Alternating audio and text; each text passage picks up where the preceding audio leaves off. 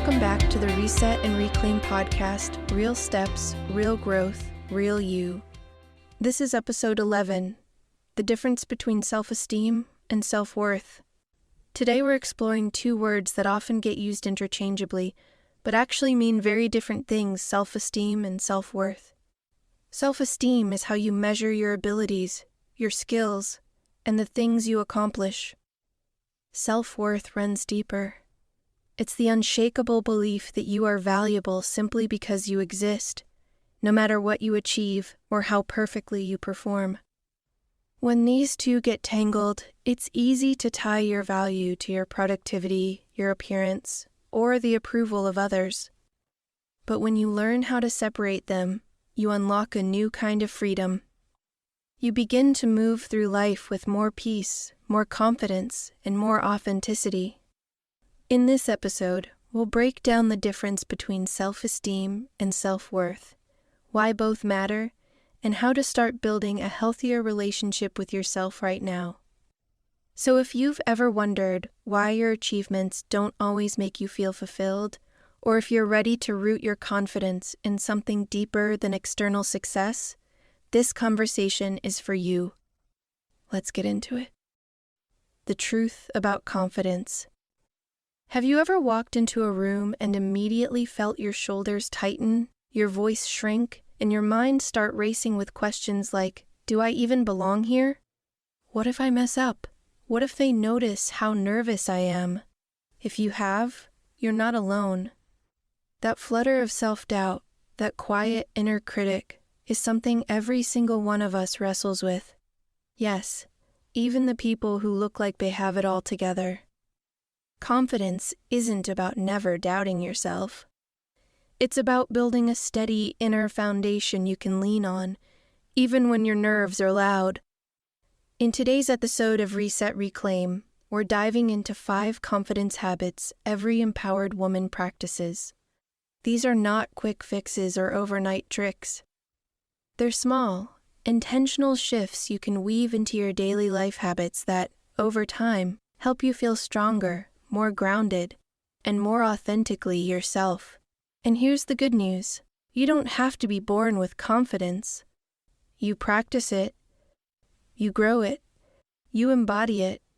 And each of these 5 habits will give you practical ways to do just that. So let's start with the very first and perhaps the most important habit, the way you talk to yourself. Habit 1. Owning your self-talk. Think about the last time you caught yourself saying something like, I'm terrible at this. I'll never be good enough. Who am I to even try? Now pause. Would you ever say those same words to your best friend? To your child? To someone you deeply respect? Probably not. Yet, for so many of us, those harsh, critical statements have become the soundtrack of our inner world. And here's the truth. The way you speak to yourself directly impacts the way you show up in the world. Confidence isn't just about the outside, it's about the inside. If your inner dialogue is filled with criticism, fear, and doubt, you'll carry that energy into your posture, your voice, and your decisions. But when you intentionally shift your self-talk, you begin to shift how you feel and act. Why self-talk matters, there's neuroscience behind this. The brain listens to the language we repeat most often. If you constantly tell yourself, I can't do this, your brain will treat that as fact and limit the way you try new things. But when you practice speaking with encouragement, your brain builds new pathways, ones that support courage, action, and yes, confidence. I'll give you an example. I once worked with a client who was brilliant at her job but constantly undermined herself with thoughts like, I'm not as good as my colleagues, or I'll probably fail if I speak up.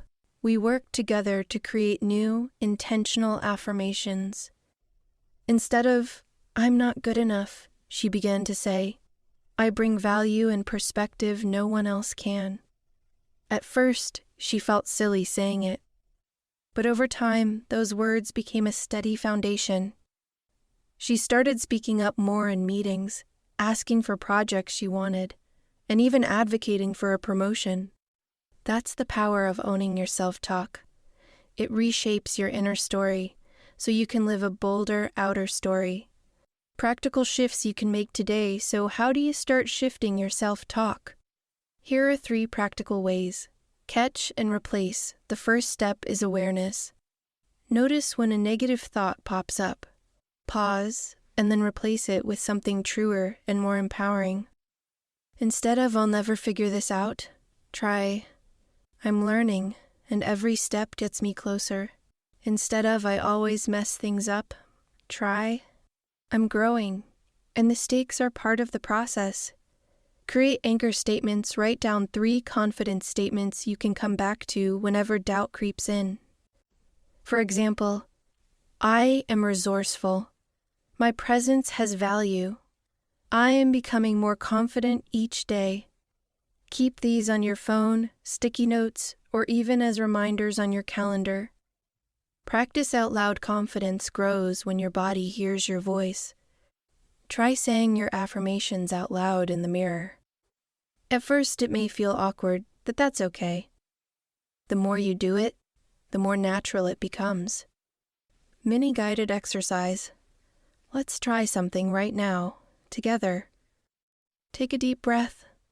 Place your feet on the ground, and repeat after me out loud if you can. I am capable. I am allowed to take up space. I am worthy of being heard. Notice how your body feels as you say those words. Maybe your shoulders lift a little. Maybe your breath deepens. This is the beginning of rewiring your inner soundtrack, one word, one phrase at a time. Closing habit 1, owning your self-talk, is not about ignoring challenges or pretending everything is perfect. It's about choosing to be your own ally, not your own enemy. When you shift the way you speak to yourself, you create the inner environment where confidence can grow. And that's just the first step. Because once your inner voice begins to change, your outer actions naturally follow. Which brings us to our second confidence habit, one that can feel uncomfortable at first, but is absolutely essential to living empowered: setting and holding boundaries. Let's move on to habit 2. Habit 2. Setting and holding boundaries. Why boundaries build confidence? Here's something I want you to remember. Confidence isn't only about how you feel about yourself, it's about how you allow others to treat you. Think about it. If you constantly say yes when you really want to say no, if you overextend yourself because you're afraid of disappointing people, or if you shrink your needs to keep the peace, your confidence will always feel shaky. Why? Because you've trained yourself to put everyone else's comfort above your own truth. Empowered women practice confidence by practicing boundaries. They understand that no is not rejection, it's redirection. It's protecting their time, their energy, and their self-respect. And here's the key. Boundaries are not walls. They're doors. Doors that you get to open or close based on what feels aligned and healthy for you. The cost of not having boundaries. I worked with a client, we'll call her Maya, who was brilliant at her job but burned out all the time. She would take on every project her boss handed her, agree to every family request, and volunteer for things she didn't even enjoy. She told me, "I don't want people to think I'm selfish." But here's the truth. By never saying no, Maya was teaching others that her needs didn't matter. Over time, resentment grew, exhaustion piled up, and her confidence plummeted. She didn't trust herself to speak up. She didn't believe her voice was worth hearing. The turning point came when she set one small boundary, leaving work on time twice a week. She felt terrified the first time she closed her laptop and walked out at 5 p.m. But you know what happened? Nobody got mad. In fact, people respected her more. And she realized holding a boundary is an act of self-respect, not selfishness. How boundaries strengthen your confidence. When you practice setting and holding boundaries, 3 powerful things happen. You teach people how to treat you every time you speak up about your needs. You send a clear message about what you will and won't accept. That clarity earns respect. You build inner trust. Boundaries aren't just about others. They're about you keeping promises to yourself. Each time you say no when you need to, you reinforce the belief that you can trust yourself to stand up for you. You free your energy. Without boundaries, your energy leaks everywhere. With boundaries, your energy is focused on what actually matters to you. And nothing builds confidence faster than showing up fully present for the things you truly value. Scripts for saying no without guilt. A lot of people struggle with boundaries because they don't know what to say. So here are some simple, confidence-building scripts you can use. The simple no. Thanks for thinking of me, but I'm not available. The redirect. I can't help with that, but here's someone who might be a good fit. The delay. I'll need to check my schedule and get back to you. This gives you space to decide instead of saying yes out of pressure. The firm but kind no. I value our relationship, and that's why I want to be honest. I can't take this on right now. Practice these out loud. The first few times you'll feel a little shaky, and that's okay. Confidence grows with practice, not perfection. Boundary myths we need to break. Let's bust a few common myths that keep people from setting boundaries. Myth 1. If I say no, people won't like me. Truth. People who truly respect you will actually appreciate your clarity. And the people who only like you when you say yes, they're not your people. Myth 2. Boundaries make me selfish. Truth. Boundaries allow you to show up as your best self. Without them, you run on empty, and no one benefits from that. Myth 3. I have to explain my no. Truth. You don't owe anyone a long explanation. A short, polite statement is enough. Practical ways to build your boundary muscle. If boundaries feel hard for you, start small. Here are 3 practice steps. Check in daily each morning. Ask yourself, what do I need today to feel respected and supported? Write down one boundary you can hold, even if it's tiny, like taking your lunch. Break without answering emails. Use a confidence anchor before you say no. Take one deep breath and repeat an anchor phrase, like, my needs matter too. This helps you steady your voice and energy. Track your wins at the end of the week. Write down every moment you honored a boundary. Even if it was small, celebrate it. Confidence compounds when you acknowledge your progress. Mini reflection exercise. If you're listening right now, I want you to pause and think of one area where you've been saying yes when you really want to say no. Maybe it's a work project, a family request, or even a social invitation. Take a breath and imagine yourself kindly but firmly setting a boundary. Visualize how it would feel to stand in your truth and still hold compassion for the other person. Now, ask yourself, what is one boundary I can practice this week that will honor my energy and build my confidence? Write it down, keep it visible, and commit to practicing it. Closing habit 2, remember this. Boundaries are not about pushing people away. They're about showing up more authentically, with clarity and respect for yourself and for others. When you set and hold boundaries, you stop abandoning yourself to keep others comfortable. And that shift builds unshakable confidence. Which brings us to the next habit, one that connects confidence not just to how you interact with people, but how you interact with the present moment itself, practicing daily presence. Habit decision 3, practicing daily presence. The confidence-presence connection. When people talk about confidence, they often picture bold gestures, walking tall into a room, delivering a flawless speech, or making a big. But here's something most people overlook. Confidence is also about presence.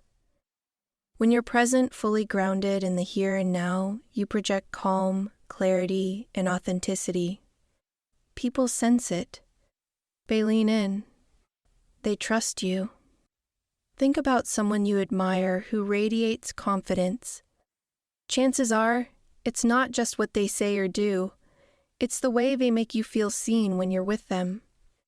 That kind of presence comes from learning how to anchor yourself in the moment, instead of spinning in self-doubt, overthinking, or worrying about what others think.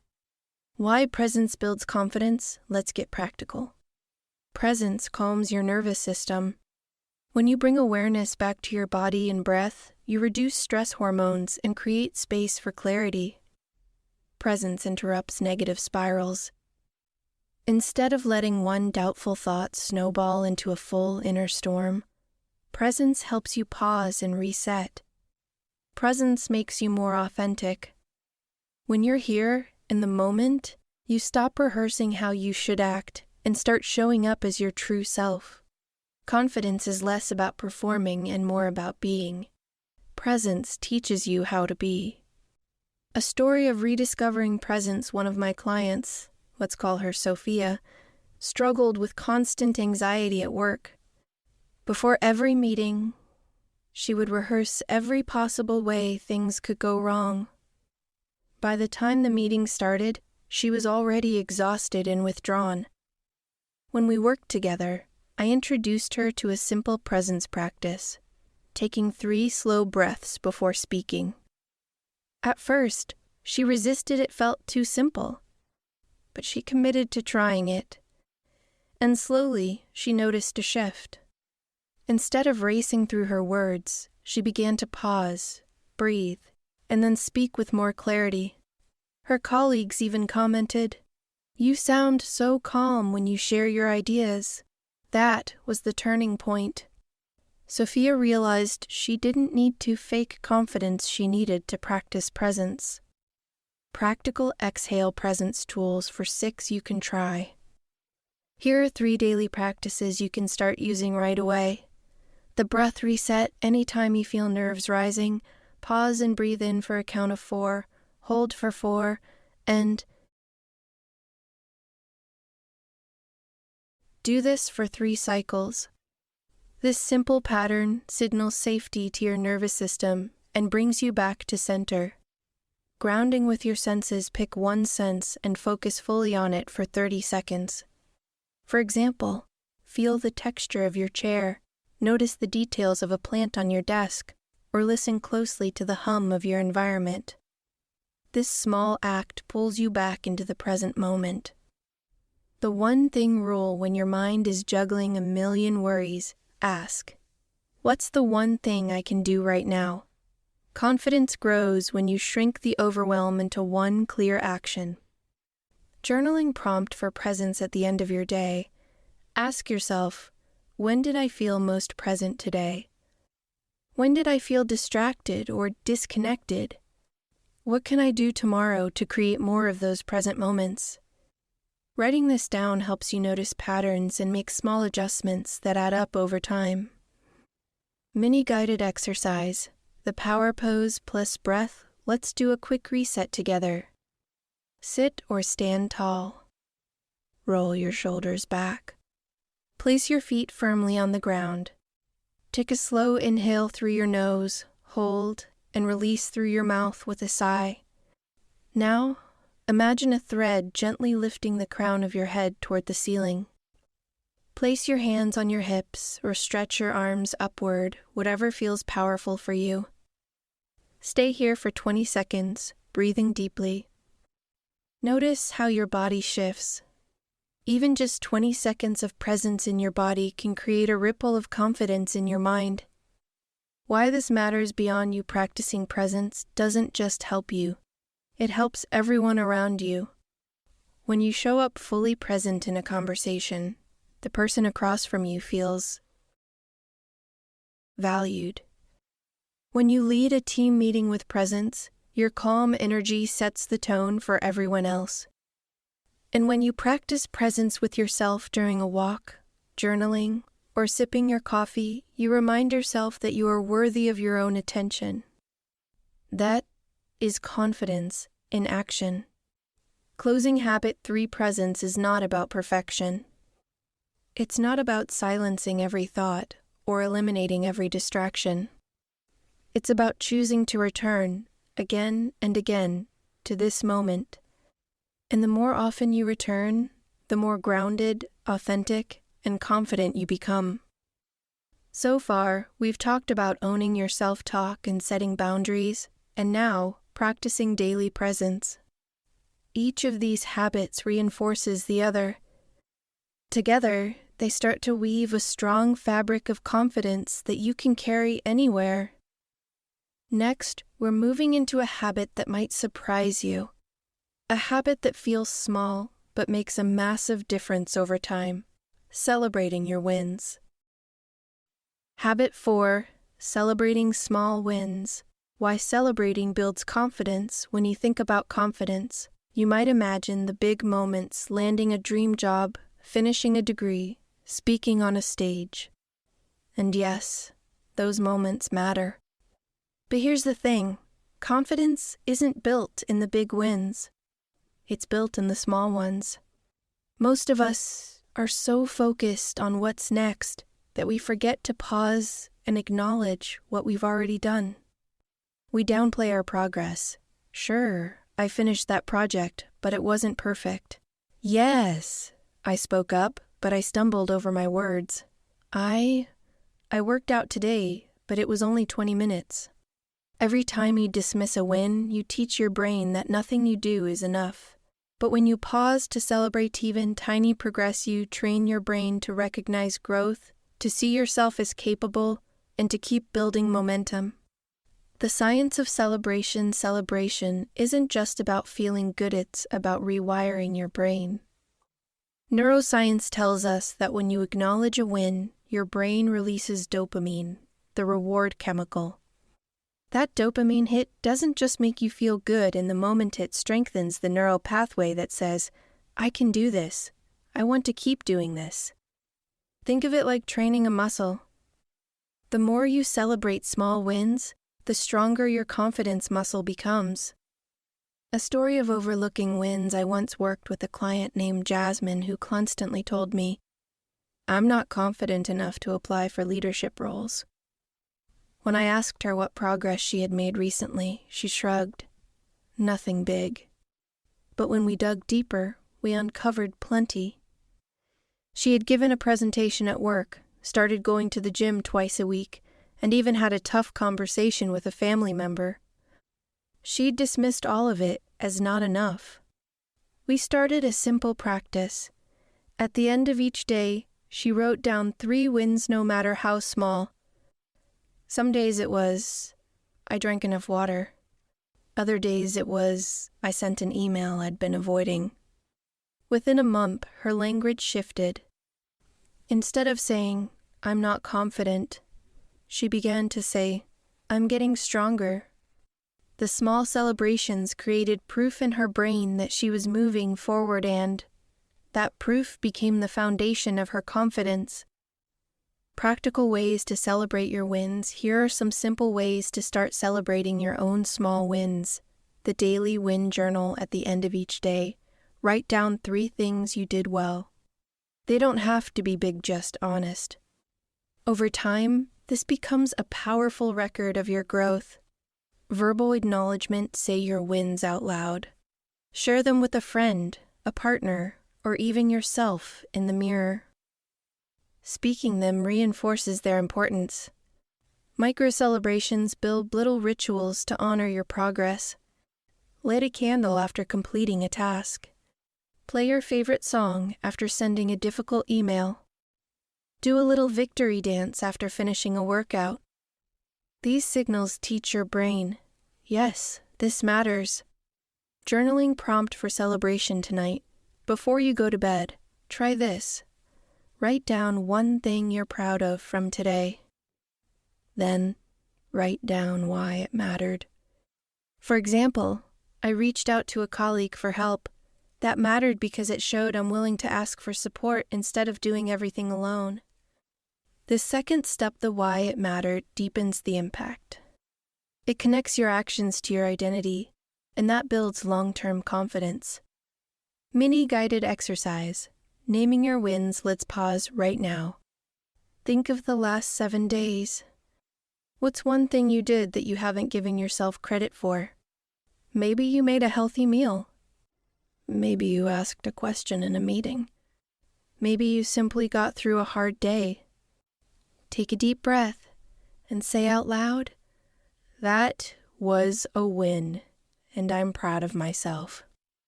Notice how it feels to actually claim it. That little spark you feel? That's confidence, growing one win at a time.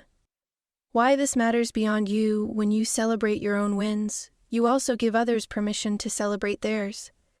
Imagine a workplace, a family, or a circle of friends where people regularly acknowledge progress instead of tearing themselves down. That ripple effect creates an empowered environment where confidence thrives collectively. Closing habit 4, celebrating your wins, isn't about arrogance, it's about alignment. It's about recognizing that progress matters, that growth counts, and that you are becoming more capable every single day. Confidence doesn't appear in one giant leap. It's built in tiny steps, acknowledged and honored along the way. So this week, I challenge you. Keep a simple log of your wins. Big or small, write them down. At the end of the week, read them back to yourself. Let them remind you, you are growing, you are capable, and you are worthy of confidence. Next up, we're moving into the final habit, the one that ties all the others together, taking bold, aligned action. Habit 5, taking bold, aligned action. The confidence action cycle. Here's the secret most people miss. Confidence doesn't come first. Action does. So many of us wait until we feel perfectly ready, perfectly qualified, or perfectly fearless before taking the next step. But that day rarely comes. Confidence isn't what allows you to act. It's what grows because you acted. Think of it like this. Every time you take a small, bold step, you collect evidence. That evidence tells your brain, I can do hard things. I can figure this out. And the more evidence you gather, the stronger your confidence becomes.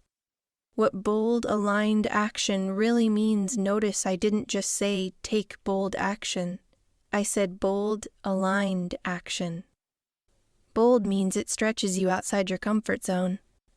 It feels a little scary, but exciting. Aligned means it matches your values, your goals, and the life you're trying to create. When bold and aligned come together, the step you take doesn't just build confidence, it builds momentum in the right direction. A story of small boldness. One of my clients, let's call her Anna, dreamed of starting a side business. For months, she waited for the perfect time when she had more money, more training, and more certainty. The problem, that time never came. So together we defined one bold, aligned step, posting her first offer online. It was scary. Her inner critic screamed, "What if nobody cares?" But she pressed publish anyway. And here's what happened. A friend reached out, then a stranger, then a small group of clients. That single bold action sparked the confidence she needed to keep going. Today, she's running a thriving business. Not because she felt ready, but because she acted before she felt ready. Practical, aligned with ways my values to take bold. Aligned action. Here are 3 steps you can use this week to practice. Define your next stretch step. Ask yourself, what's one action that feels a little scary, but also exciting and is / write it down. Shrink the step if it feels overwhelming. Cut it in half. Instead of launch a website, maybe your first step is buy a domain. Instead of speak on stage, maybe your first step is raise my hand in a meeting. Commit with accountability, tell someone you trust, or even announce it publicly that you're taking this step. Accountability transforms intention into follow-through. Journaling prompt for bold action. Write this down. If I wasn't afraid of failing, what's one action I'd take right now? How can I make that action smaller, doable, and aligned with who I want to become? Mini guided exercise, the 24-hour bold step. I want to leave you with a challenge. Within the next 24 hours, take one bold, aligned step. It doesn't have to be huge. It just has to be real. Send the email you've been avoiding. Ask for the meeting you've been putting off. Sign up for the class you've been curious about. Post the idea you've been scared to share. Then, after you take that step, celebrate it. Say out loud, "That was brave. That was growth." Why bold action changes everything. When you practice bold, aligned action, you stop waiting for confidence to magically appear. You create it. You begin to trust yourself not because you never feel fear, but because you've proven you can move with fear. And that's the most empowering realization. Courage is not the absence of fear. It's the decision to act while fear is present. Closing habit 5. Confidence habits start in your mind, but they come alive in your actions. Owning your self-talk, setting boundaries, practicing presence, and celebrating wins, all of it builds the foundation. But bold, aligned action is the spark that brings it all together. So ask yourself, what's my next bold step? And then take it. Integration plus wrap-up. Let's quickly recap the 5 confidence habits every empowered woman practices. Owning your self-talk, becoming your own ally. Setting and holding boundaries, honoring your needs and energy. Practicing daily presence, grounding yourself in the here and now. Celebrating small wins, training your brain to see growth. Taking bold, aligned action, creating confidence through movement. Confidence isn't a one-time decision, it's a daily practice. The more you practice these habits, the more natural confidence becomes. And if you'd like support leaving these habits into your life, remember you don't have to do it alone. At Empower Life Coach, we walk alongside you with tools, coaching, and encouragement to help you rise into your most empowered self. You can check the show notes for ways to connect. Your reminder: confidence isn't about never feeling doubt.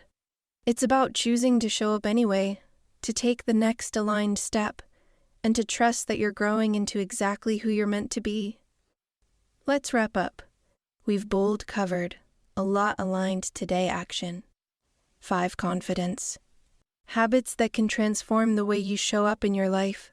Owning your self-talk, setting and holding boundaries, practicing daily presence, celebrating small wins, and taking. Remember, confidence isn't something you're born with. It's something you practice. And the more you practice these habits, the stronger your confidence becomes.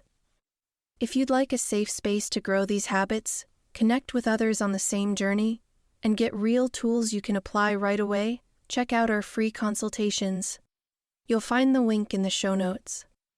And here's a little preview next time on the Reset and Reclaim podcast. We're unpacking the difference between self-esteem and self-worth. These 2 words sound similar, but they shape your confidence in very different ways. We'll talk about why achievements don't always translate into feeling valuable, and how to root your sense of worth in something deeper than success or approval. So make sure you're subscribed, you won't want to miss it. And as always, this is Empower Life Coach. It's your life. Reclaim it.